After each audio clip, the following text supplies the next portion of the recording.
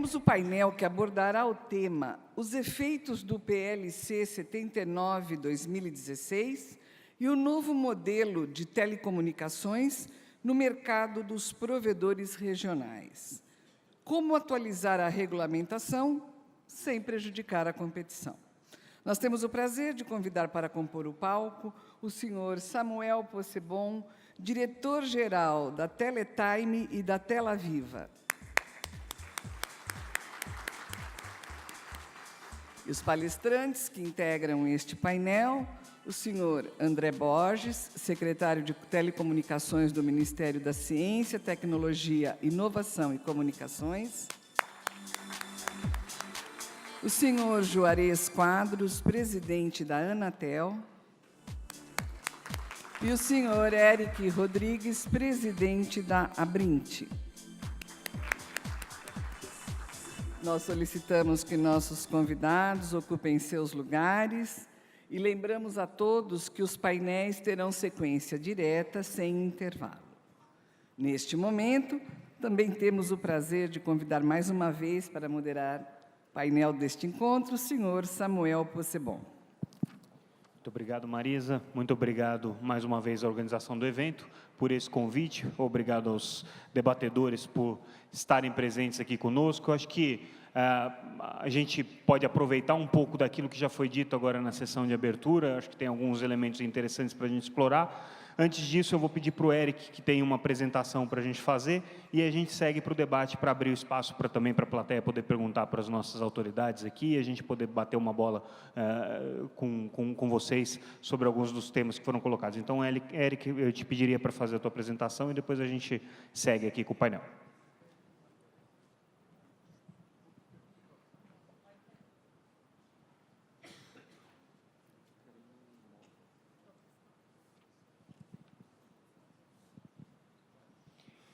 Bem, dentro da lógica do Samuel, aí, eu acho que nós avançamos na abertura, mas vários dos temas que seria para agora já foram tratados na abertura. Então, nós vamos ser bastante práticos aí na apresentação. Os meus slides, tá, se já puder colocar. Vou apresentar rapidamente os slides como pano de fundo. Dr. Juarez Quadros e o secretário André Borges combinaram que preferem não fazer apresentação com slides, então só tem um slide, a gente faz de forma prática para servir de pano de fundo. O tema do painel só falar com o pessoal aqui da organização, parece que tem um pendrive perdido por aí. Elton, Vocês conseguem colocar a apresentação aqui dele? Já está carregada ou não? Está na sala de áudio. Bom, como diz o Faustão, quem sabe faz ao vivo. Vamos lá. O Samuel tem essa vantagem aí de ser o moderador perfeito. Bem, nós colocamos como pano de fundo o PL 79, que não diz respeito diretamente aos provedores, mas é claro que ele tem um impacto muito forte no setor. Então, esse painel, aproveitando a presença aqui do secretário e do presidente da Anatel, tinha exatamente a intenção de que nós trouxéssemos numa versão do impacto para o nosso setor do PL 79. Voltando ao conceito do centro da banda larga, da universalização da banda larga, está no centro dessa política, nós temos vetores, né, em torno dessa política central, nós entendemos que temos, por exemplo, a questão do FUST tem um impacto para alimentar o fundo garantidor, isso potencializa a expansão da banda larga, a massificação da banda larga, e, essencialmente, nós precisamos está muito claro que nesse mecanismo na qual está sendo trocada o regime, basicamente o PL 79 está trocando o regime de concessões para autorizações. Desse regime tem um impacto, o governo se credita junto às operadoras para investimentos em banda larga. Esse é o resumo do resumo do PL, e nós temos... Ok, entrou aí já. E nós temos nessas contrapartidas, aí sim pode ter um impacto muito grande sobre os provedores, porque na missão de fazer a universalização da banda larga, como eu já coloquei na abertura, e ninguém é contra, né? Ninguém pode ser contra e ninguém é contra, mas nesse mecanismo, quando uma grande operadora se aderir ao PL, como o André Borges colocou muito bem, se ela adere ao PL, ela pode elencar cidades onde já tem um provedor operando. E nesse caso, por mais que haja uma garantia clara que não vai se fazer isso, quer dizer, que não vai se escolher uma cidade que já tem, não faz sentido escolher isso, mas tem uma série de nuances no meio disso, que bom, está feita a devida atualização, aí é nosso dever de casa. Nós precisamos informar a Anatel que estamos atuando naquela cidade. Tem um aspecto das redes de transporte. Quer dizer, também há uma meta para ampliar o número de municípios conectados com fibra óptica. Mas esse é um típico do número que ele não faz parte do CICE. Ele não é informado, nós não temos a obrigação de informar em lugar nenhum quando se faz uma rede de transporte, seja uma rede de transporte própria, ou para uso próprio, ou para vender para terceiros, ou de forma cooperada. Então, nós criamos um vácuo aí que precisa ser informado. Aí onde está o principal, onde nós temos participado, tendo espaço de voz, nós temos feito o alerta desse perigo e sabendo já que tem um dever de casa da nossa parte. Mas vamos lá, rapidamente, aqui está o quadro que eu tinha comentado, massificação da banda larga no centro. Nós precisamos ter o aumento da competição, senão a gente não consegue massificá-la. Os investimentos das concessionárias só em áreas sem competição. A questão do FUST, que eu já falei, o uso do FUST, e o estímulo ao fundo garantidor e uma tributação justa para os provedores. Esse é o nosso entendimento. Bom, nós entendemos que agora tem uma coxa de retalho. Na ideia, o PL está mexendo na Lei Geral de Telecomunicações, que é uma lei complexa, e que tem vários pilares, mas está mexendo num ponto específico, e depois outro deputado fez uma emenda Bom, não coloca a banda larga como centro da política pública, nenhuma menção ainda que indireta aos provedores, tem um foco claro de solucionar um problema das concessionárias. Ainda não temos a organizacidade suficiente para compor um todo coeso e reordenar o marco regulatório. Estamos preocupados com a imprecisão e amplia demasiadamente o campo de atuação do regulador. Nós confiamos na Anatel, fica aqui o registro de público, no corpo técnico da Anatel, na Anatel e no seu corpo técnico, e, entretanto, o mercado tem convergido de forma geral, que está se dando, o projeto de lei dá um cheque para a Anatel decidir como fará as coisas.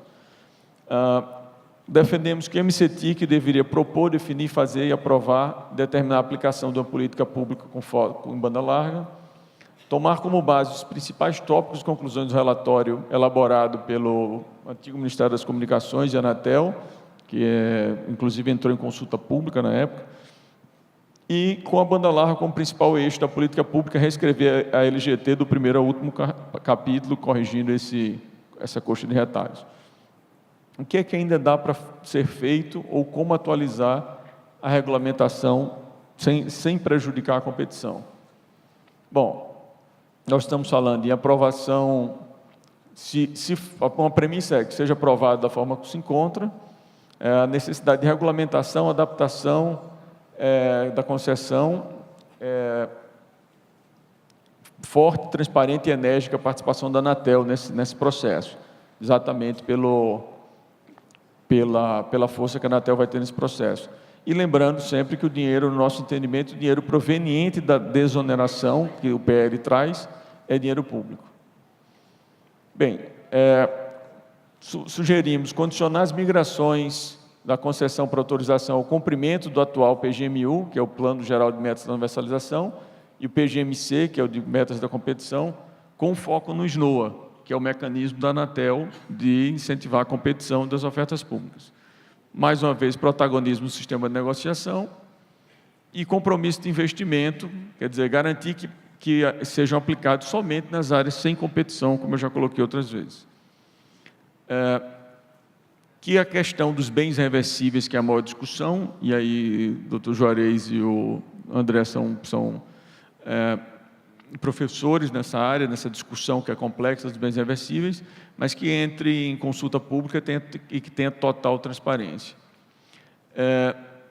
Nós ainda colocamos que toda a carga regulatória da concessão deve ser levada em consideração para efeito dos compromissos de investimento, e não somente dos bens reversíveis. Ainda, que os compromissos de investimento sirvam de garantia à priorização do compartilhamento e interconexão e a contratação de uma empresa de auditoria independente para acompanhar a fiscalização das obras, tá? Das obras de expansão do banda larga.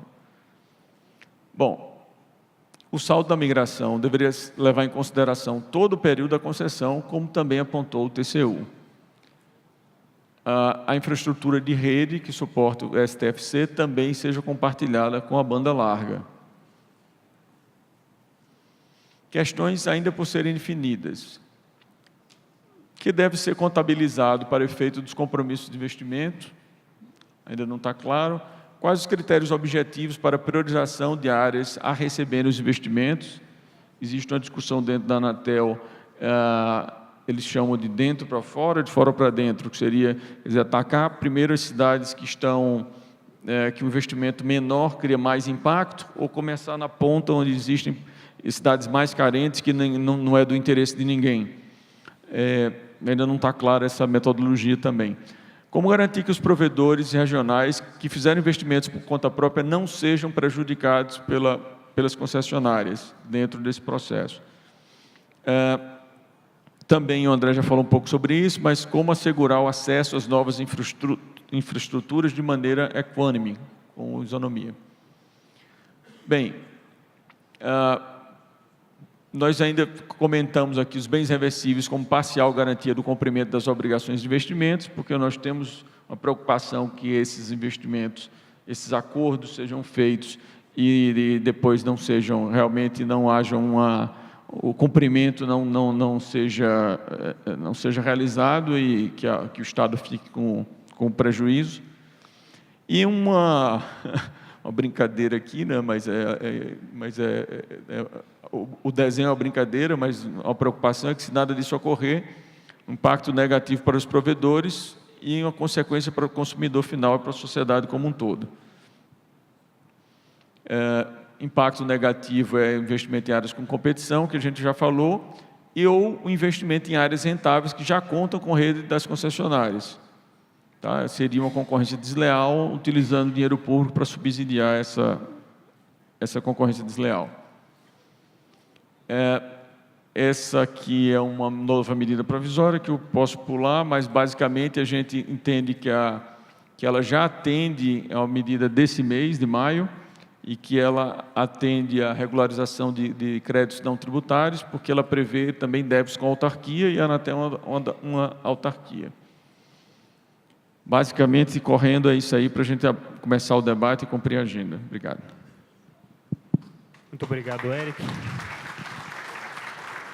Acho que a tua apresentação trouxe mais alguns elementos para a gente trabalhar.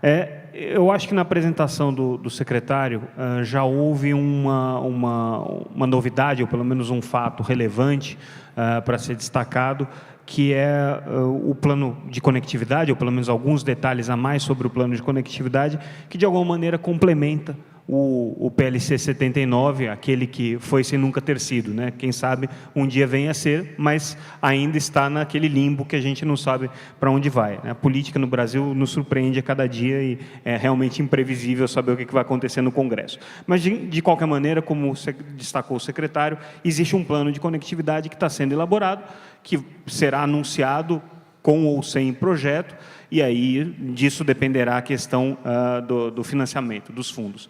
Acho que o ponto relevante que trouxe o André é a possibilidade agora de que esses recursos da conversão se tornem objeto de um leilão reverso, da qual todos podem participar, inclusive os pequenos provedores, imagino, né, que isso esteja dentro da previsão do Ministério, e tem a discussão ainda também sobre a questão do fundo garantidor, que eu não sei como é que vai ser criado. Então, dentro dessa perspectiva, secretário, eu acho que caberia aqui um detalhe a mais de como que os provedores, os pequenos provedores regionais, ou não necessariamente pequenos, mas os provedores regionais, participariam dessas políticas públicas. De que maneira que o governo vê essas empresas participando dessas políticas? Eu acho que o objetivo é exatamente afastar essa crítica e apreensão, no sentido de que esse modelo, embora fosse benéfico para o país, no sentido de acarretar investimento e conectividade, acabaria gerando um diferencial competitivo para quem já está mais avantajado nessa disputa, por ter um tamanho maior, por ter um capital para investir maior do que os pequenos. Então, todo esse recurso que vai financiar a política pública, advindo do PLC 79, e aí são duas fontes, né? São a adaptação das concessionárias, né?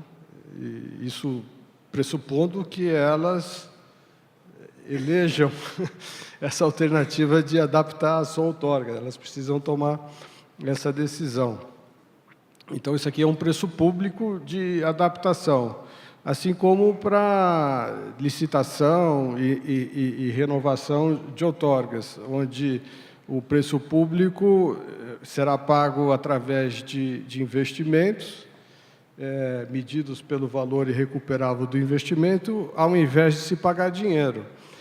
Mas, com o mecanismo do leilão reverso, afasta a hipótese de dizer, é só o grande que vai poder fazer, é só o pequeno. Todos vão competir em igualdade de condições e vai vencer quem tiver mais apetite, né? Como é que vai funcionar o fluxo de recursos? Porque quem gera o recurso, na verdade, é a concessionária, ao fazer ou não a sua adaptação, ao fazer ou não o seu termo de ajustamento de conduta. Ela aporta isso onde? Ela vai ter que disponibilizar esse recurso, certo? Por meio do quê? De um fundo? Para onde que vai esse dinheiro? Estamos desenvolvendo, mas existe uma entidade que vai fazer esse clearing, né? Então, ele recebe o recurso e depois repassa o recurso de acordo com as regras, né, do edital, para quem tiver assumido esse compromisso, né? E as condições que esse compromisso vai ser assumido, e, lembrando bem, vale para todo, vale para o grande, vale para o pequeno, é de que essa infraestrutura, como é uma infraestrutura que é financiada com recurso público, ela vai ser, desde o primeiro momento, compartilhada, né? Quando você tem investimento em fibra e é feito com capital privado, existe até essa política com a qual eu concordo, de se dar um feriado regulatório, né? Você quer incentivar o investimento, você quer viabilizar o retorno, então é o que você faz. Mas, no entanto, com esse recurso público, não. Vai ser obrigatório o compartilhamento desde o primeiro momento. Até porque, como nós estamos falando em levar a rede para onde não tem rede, essa rede única vai, principalmente se considerando o backhaul uma rede de transporte, ela vai poder servir a quem quiser competir com uma rede de acesso.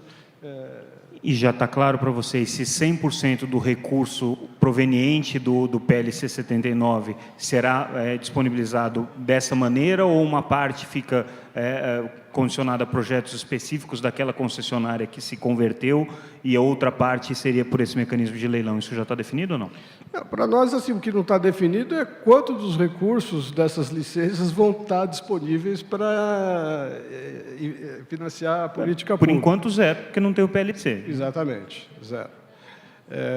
Mas, por exemplo, o de adaptação está claro que vai ser isso, e os demais, que seja possível, né? Tem que convencer o Tesouro que todo o dinheiro da arrecadação pode ser pago, não em espécie, mas sim na assunção da obrigação de investir em conectividade. O Ministério continua confiante de que será possível ter recursos também de termos de ajustamento de conduta diante de toda essa questão, essa polêmica que foi levantada pelo TCU agora com relação ao modelo de táxi?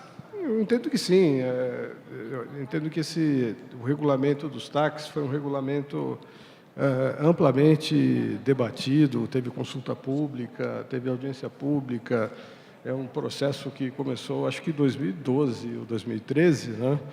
E agora está chegando na sua fase final. Então, eu não concordo, né, com muitas das críticas, né? Até porque a Anatel está desenvolvendo um estudo junto ao IPEA que demonstra qual é o retorno para a economia, para empregos, para a prosperidade de uma comunidade decorrente do investimento de infraestrutura em banda larga. E não importa onde você invista, você tem retorno. Está certo que você tem maiores e menores e com isso, uma condição de estabelecer prioridades. Mas todos os retornos são benéficos, né? Além disso, o que para mim é diferente dos recursos lá do PLC, de pagamento de preço público para esse de TACs, é que o TAC, no fundo, é um instrumento de transação entre o órgão regulador e o regulado, para pôr fim a uma demanda, né? É uma demanda que pode representar 100% do que está sendo exigido pela Anatel, mas no limite e com a mesma probabilidade de concretização pode ser zero, né? Se a probabilidade de ser 100 e de ser zero é exatamente a mesma coisa, né? Então, você elimina essa contingência, você elimina esse entrave e você viabiliza que investimentos relevantes, e todos eles são 100% relevantes, né? Quer dizer, eu com certeza assinaria embaixo dos acordos propostos pela Anatel, né, no sentido de relevância de investimento, né? Então, mas eu imagino que isso é uma discussão que está chegando ao seu fim. Teve assim, um episódio de grandes desafios, a Anatel vai levar isso adiante, né? E vai se chegar a uma conclusão que eu espero seja satisfatória. E eu espero também que, na medida do possível, do modelo de táxi, seja possível alguma coisa desse... E eu entendo que vai ser, inclusive, vai ser aplicado para os projetos que estão sendo elencados no plano de conectividade. Até porque esse plano está sendo feito em conjunto com a agência. Então, assim, esse mapeamento do investimento necessário de botar rede onde não tem rede, de estabelecer prioridades, está sendo feito em conjunto. E né? também com o IPEA, né? E, assim, esclarecer finalmente que um dos critérios de priorização dos investimentos em rede de transporte é levar a rede para onde existe demanda. Por exemplo, então, um compromisso firme de fazer uma rede local por um provedor regional coloca a rede de transporte para o município onde ele quer atuar na prioridade desses projetos. Perfeito. Doutor Quadros, antes de eu abrir para a plateia, uma das questões que foi colocada no debate da manhã com relação à definição das vantagens, ou pelo menos das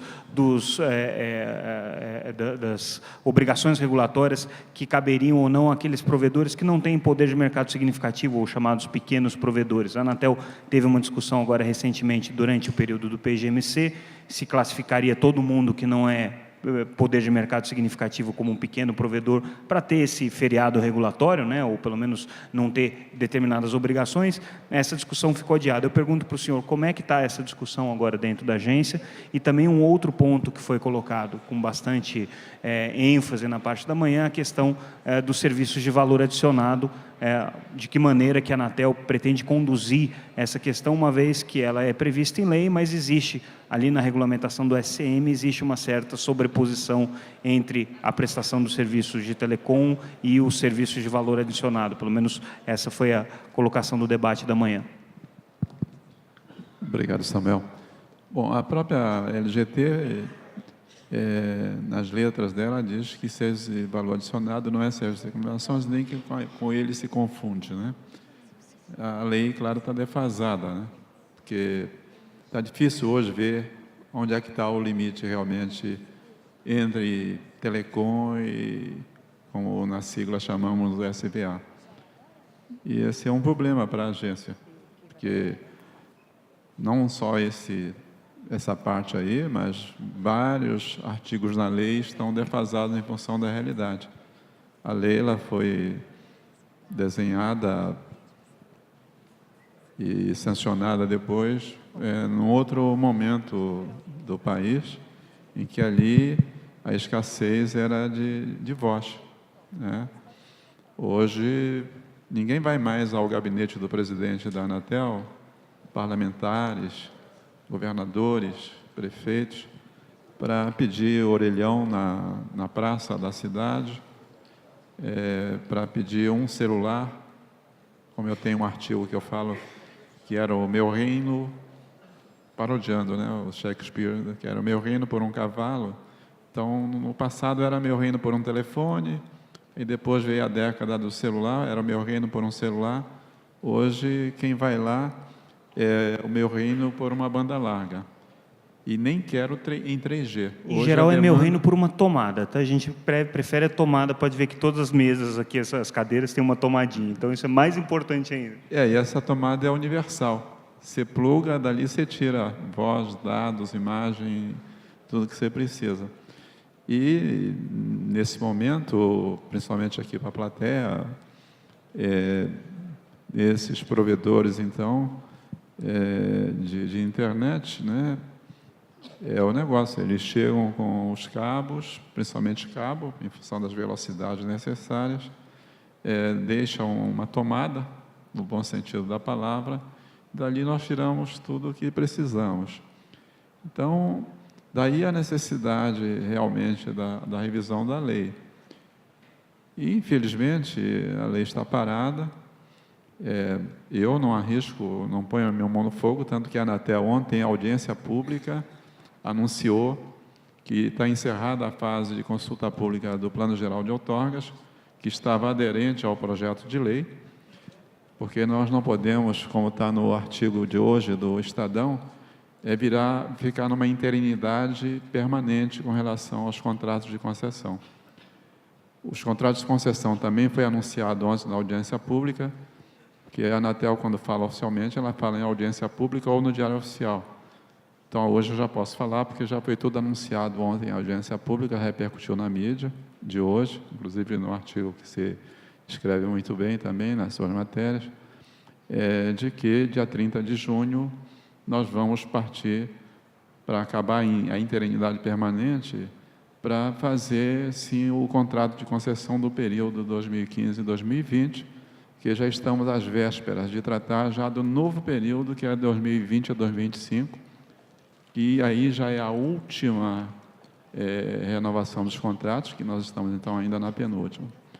E essa questão toda, ela vem justamente aí. Recentemente, só para exemplificar, uma grande operadora, que não é concessionária, inclusive aqui em São Paulo, e que ela tentava não ser considerada como PMS, e o Conselho Diretor decidiu, em reunião deliberativa, que a operadora tem sim poder de mercado significativo, não porque ela tem um share, um market share pequeno em São Paulo, mas ela está onde interessa, ou seja, para as operadoras, o negócio é estar na Paulista, aqui em São Paulo, estar na Avenida Rio Branco, no Rio de Janeiro, em Brasília, na Esplanada.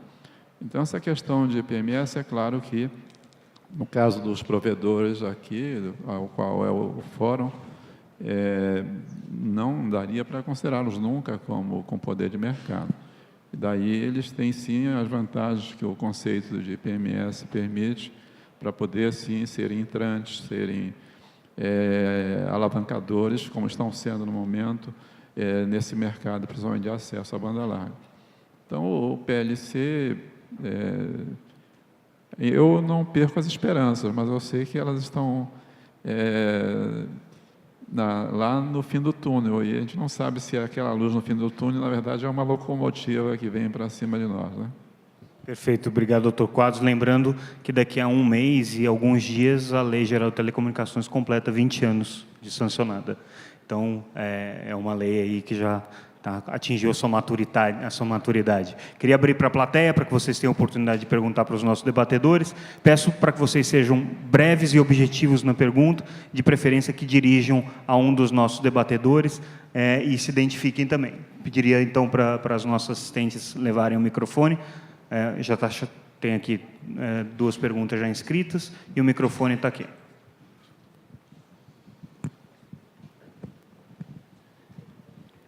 Bem, boa tarde a todos. Eu queria, em primeiro lugar, colocar que estou falando aqui não em nome da Abrint, embora seja conselheiro da Abrint, vou expressar aqui a minha opinião pessoal como um brasileiro e como provedor de internet que atuo. E então isso não tem nada a ver com uma opinião do Conselho da Abrint. Bom, eu sempre achei que essa condução do PL 79, né, a gente deveria, nós, da classe de provedores, deveríamos ter uma visão um pouco mais crítica, um pouco mais incisiva sobre a condução dela, né, por alguns motivos. Eu acho que nós temos 3 problemas distintos que a gente tem que identificar. Um problema é essa questão das concessões, aí, que é um problema para as concessionárias, de você derreter aí as concessões, né, como é o termo que vem sendo usado. Nós temos o problema das obrigações, das multas, etc. E nós temos o grande problema, que é a inclusão digital do país. São problemas distintos.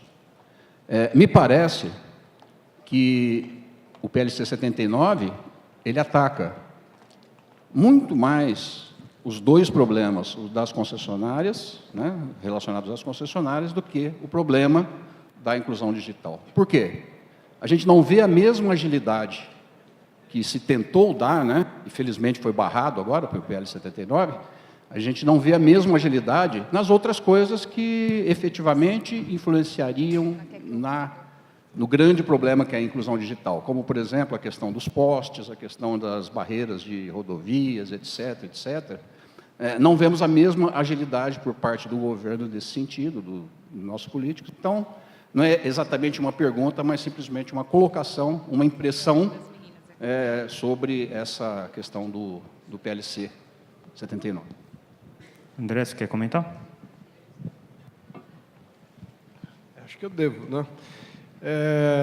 Eu diria que, em termos, talvez não de agilidade, que nem precisaria colocar nesse sentido, mas em termos de esforço, a gente tem atuado muito mais na área de viabilizar a lei das antenas e de viabilizar a instalação de antenas e resolver a questão de direito de acesso nas rodovias, do que a gente tem dedicado para a aprovação do PLC 79.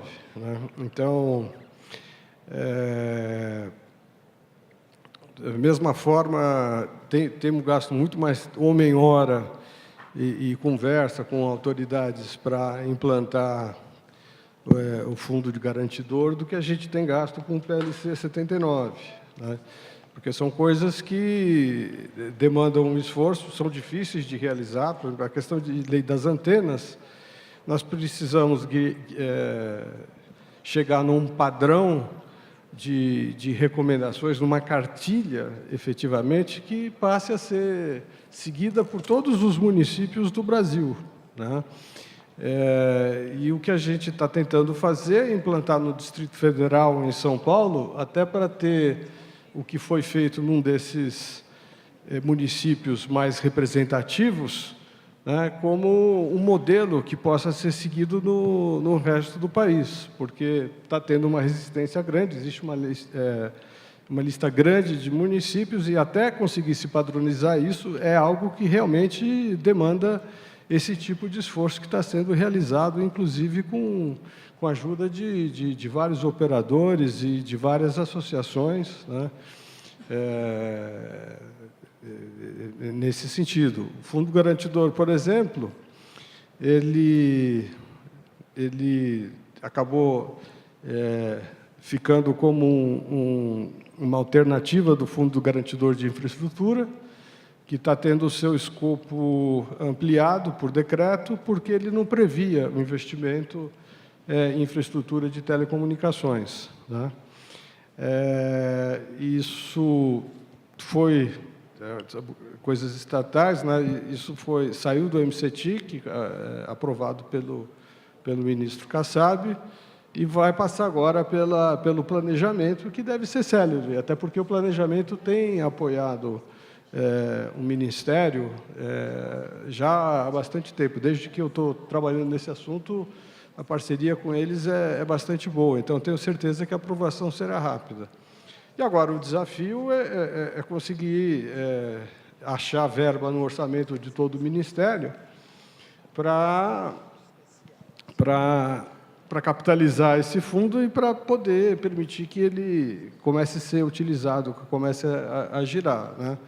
Mas, assim, vocês conhecem a situação do país e eu não sei se sabiam que 44% da verba discricionária dos ministérios foi cortada, né? Então, assim, não só a gente já estava no nível do ano passado, a gente tem quase que metade a menos para conseguir fazer mais do que era feito, até porque isso não estava no escopo anterior. Essa é a razão. Tem coisas que a gente consegue, uma lei é mais fácil passar, porque você escreve a lei, é fácil passar. Agora, conseguir recursos, aplicar esses recursos, convencer várias pessoas, isso tudo demora mais tempo mesmo, mas não significa minimamente que está recebendo menos atenção. Papel aceita qualquer coisa, já a planilha do Ministério da Fazenda não é tão fácil conseguir colocar algum valor ali. Tem mais uma pergunta aqui na frente, por gentileza?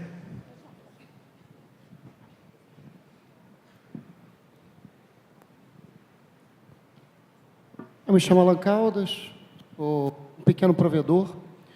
Queria que uma das pessoas pudesse se manifestar em relação a algumas ponderações que eu vou fazer.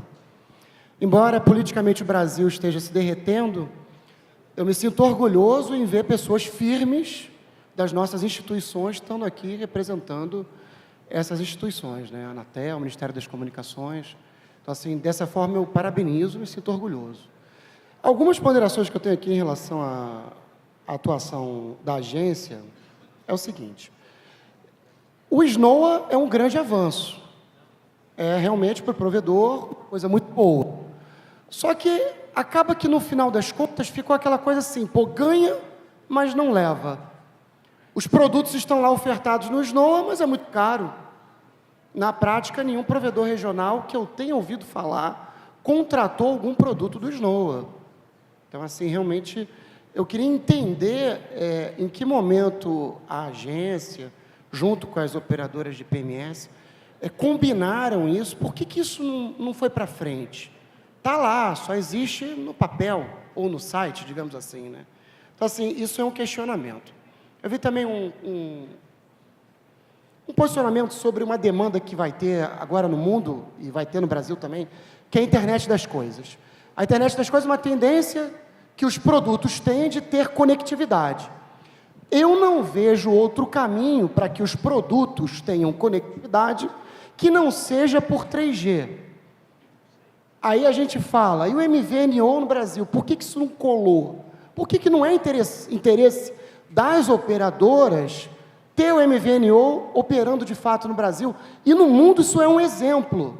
No mundo isso é um grande exemplo. Tem muitas operadoras MVNO no mundo e no Brasil a gente também ficou, digamos assim, à parte disso, né? Isso não aconteceu no Brasil. Essa questão do SM do SVA é outro posicionamento que eu tenho. Ontem eu conversei com o advogado da Abrint uma pessoa muito bem instruída, e ainda não conseguiu ficar claro para o pequeno provedor. Afinal, pode ou não pode dividir SCM e SVA? Aonde que está o posicionamento correto e que não haja base jurídica frágil para isso?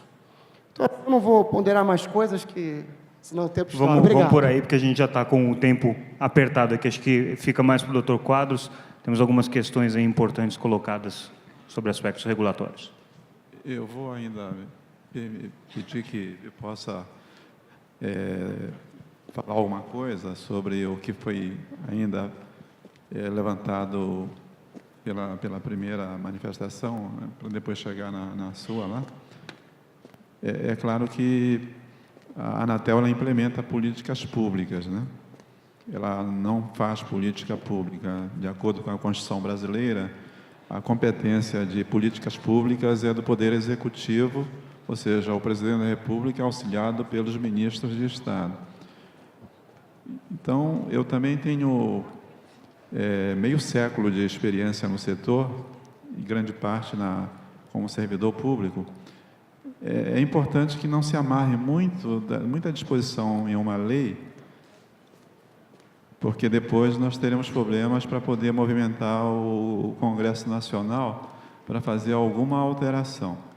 O ideal é que a lei ela tenha as disposições gerais e que ela determine para atos infralegais, em que aí poderão vir as políticas, para que determinadas conduções, tipo, numa política pública que venha aderente ao pretendido PLC 79, aquilo que seja possível para o caso aqui dos provedores, então, por disposições infralegais, complementando a lei, se estabeleçam essas condições, que que normalmente são decretos, não é? Como fala o presidente auxiliado pelo ministro. E nesses decretos, aquilo que for também possível, discipline e remeta para um outro tipo de procedimento ainda menor, que seriam portarias ministeriais, onde detalharia mais o modus operandi de determinadas situações. Então, por exemplo, vamos supor a necessidade de poder ver como os provedores regionais tenham a proteção daquilo que venha nessa lei geral, essa nova lei geral de telecomunicações, como disse o Samuel, se vier, né, não sei quando, que a lei permita ao presidente da República e depois com o ministro e depois ao ministro as determinações para que a Anatel então implemente, como eu digo, de acordo com a lei, a Anatel implementa políticas, aí sim outorga, fiscaliza e tudo mais. Porque senão, se já na lei, eu já tive a oportunidade de tratar desse assunto com relação ao PLC, quando aqui, como já foi levantado, de que esse setor não está sendo prestigiado naquilo que vem da própria lei, que ela está destinada principalmente às concessionárias ou às grandes autorizatárias, de que aí sim, com a lei estabelecida, possa o Ministério, que é quem propõe política pública ao senhor presidente da República, e já também dando a abertura para que em portarias ministeriais essas tais políticas, então, sejam determinadas. O que for determinado na lei e nas políticas, é claro que, seja quem for o administrador que esteja na agência, ele terá que implementar. Ainda com relação, foi também debatido rapidamente, eu falaria com relação aos TACs, eu cito, por exemplo, o TAC de uma das grandes concessionárias, cujo valor é da ordem de 4,9 bilhões de reais. É bom esclarecer, 4,9 bilhões de reais não é tudo multa. Essa empresa, essa companhia, ela tem de multas valor de 2,2 bilhões. Ela tem que colocar um acréscimo de 2,7 bilhões para que esse termo de ajuste de conduta ele possa ser conduzido. Então, a empresa, além da multa que lhe foi imposta pela Anatel, ela também terá que acrescer um valor maior que a própria multa, que daí será o grande investimento que ela teria que realizar. Mas, infelizmente, também ainda não houve a compreensão por parte da área técnica do tribunal, é uma instância ainda primeira dentro do tribunal, isso ainda vai tramitar, dentre as diversas áreas ainda do Tribunal de Contas, e isso aí poderá ser esclarecido pela Anatel, de forma a poder, sim, ver como ter uma saída de investimentos para o setor, e aí sim, naquilo que venha da lei, é bom o doutor André estar aqui, porque nós temos pressionado a ele, olha, as políticas são com vocês, né? Não somos nós que fazemos políticas. E eu talvez tenha aqui a sorte de ter passado já 8 anos no Ministério, né? Mais como secretário e ministro interinamente algumas vezes, depois no último ano como titular. Então, talvez eu saiba fazer, talvez não saiba alguma coisa para esse aspecto todo regulatório, seja a nível de lei, a nível de políticas, a nível de resoluções na própria agência. Mas é importante aquilo que se levanta, né, porque esse setor de telecomunicações no todo é um setor importante para o país, ele é a base para a infraestrutura, em grande parte, não só do Brasil, de toda e qualquer nação que seja já desenvolvida ou em desenvolvimento, de forma que se olhe com bastante atenção esse setor de telecomunicações. Aí, voltando à segunda intervenção que foi feita por parte do nosso amigo provedor, com relação ao Snow, com relação aos sistemas todos, né? A Anatel, ela tem se voltado e tentado prestigiar bastante nesse momento e com mais ênfase, como eu falei antes quando da abertura, uma atenção muito especial. Eu acho que esse microfone está perdendo a potência. Problema de bateria. Não foi, não. Acho que o operador acordou. É que o operador dormiu em cima do volume, assim foi baixando aos poucos. Agora ele já acordou. Bom, tá bom o microfone, sim. Mas o fato é que é necessário, claro, você tem toda a razão, né? É preciso uma atenção a esse setor, né? Na atual gestão, o Conselho Pleno, são 5 conselheiros, não há nenhuma divergência de que essa área de provedores regionais ela é importantíssima.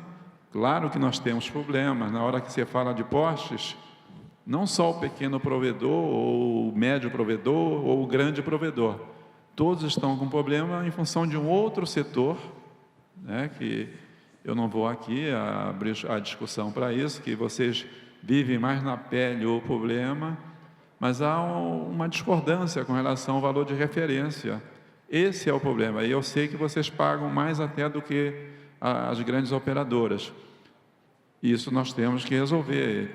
Há um acordo entre as duas agências reguladoras para os 2 setores, tem havido reuniões a respeito, mas as empresas distribuidoras que têm, sim, os postes, né, ou os dutos, quando se tratam de rodovias, eles estão vendo a oportunidade ali de negócio. É claro que tem que haver arbitragem, então, para que se chegue a uma condição melhor quanto à utilização de infraestrutura, que não é só poste, são leitos de rodovias, dutos da empresa que dispõe de infraestrutura de gasodutos, de oleodutos, tudo por ali é possível passar fibra, não é? Ou iluminar fibras que estão lá apagadas. Então, a questão que se levanta procede e sim um item que tem que ser melhor tratado para que a solução, que essa parte justamente de uso mútuo de essa infraestrutura toda por onde tem que passar fibras, ou onde já tem a fibra e você tem que iluminar fibras apagadas, no momento há um abuso, sim, e que ele precisa ser contornado para o setor poder prosperar, né? Ok. O Eric quer fazer um comentário sobre essa questão dos postes também, então fique à vontade. Bom, Doutor Juarez, eu não posso perder, já que o poste entrou na pauta, eu não posso perder a oportunidade, mas é um comentário muito pontual. Pelo que eu tenho acompanhado, nas discussões da comissão conjunta, a colocação muito frequente do setor, inclusive nós temos discutido com a nossa associação equivalente, né, a ABRAD, dos distribuidores de energia elétrica. E também ouvi deles essa colocação e sei que a Anatel escuta dos técnicos da ANEEL. Uma colocação muito frequente é a necessidade de se organizar a rede, como a rede está. A rede está perigosa, está sobrecarregada, etc. E no nosso caso, nós temos aí uma vantagem, é que nas nossas demandas de ocupação de postes, nós estamos querendo ocupar postos que não estão com esse problema. Em geral, os postos nas pequenas cidades não têm um problema de ocupação. O problema é do preço. O preço e da burocracia para aprovação. Aí já não é uma burocracia nem normal, está muito claro para nós que é um processo de dificultar a aprovação. Então, usa o prazo máximo de 90 dias para análise, depois se cria um novo incidente para uma nova análise e começar a recontar o prazo. O que eu vejo, de certa forma, por um lado positivo, porque quando sentar na mesa, a rede está uma bagunça, etc., opa, esse problema não existe. Vamos para o segundo, que é ter um preço acessível que não impacte, no final das contas, na competição. Porque o nosso problema também, em último caso, não seria pagar 3,19, o preço de 3,19 me parecia um preço de convergência e nós aceitamos. Mas se for para ser R$12, R$10, que seja para todos. Porque aí o preço final, quem vai pagar é o consumidor e todo mundo está em mesmo patamar de competição. Esse aqui não é a pauta do painel, mas eu vou aproveitar. Perfeito. Gente, a gente já estourou em 22 minutos o tempo desse painel, para não prejudicar os subsequentes, então, eu vou pedir uma salva de palmas para os nossos debatedores. Agradeço imensamente a presença e convido a nossa mestre de cerimônias, Marisa, para dar início aí à programação. Muito obrigado. Nós vamos, em nome da organização deste encontro, reiterar os cumprimentos e agradecimentos aos integrantes deste painel, aos nossos palestrantes, ao nosso moderador, convidando-os a ocuparem seus lugares junto à plateia. Décadas desenvolvendo tecnologias para potencializar o trabalho de provedores que conectam milhões de pessoas. Agora juntos, nos tornamos imbatíveis. Routerbox e EliteSoft agora são únicos. Um sistema mais do que completo, com mais tecnologia, mais suporte, mais segurança e ainda mais inteligência, nos tornando o maior sistema de gestão para ISPs da América Latina, pronto para gerarmos ainda mais resultados, onde realmente interessa, no seu negócio. Routerbox EliteSoft. Resultado positivo para você.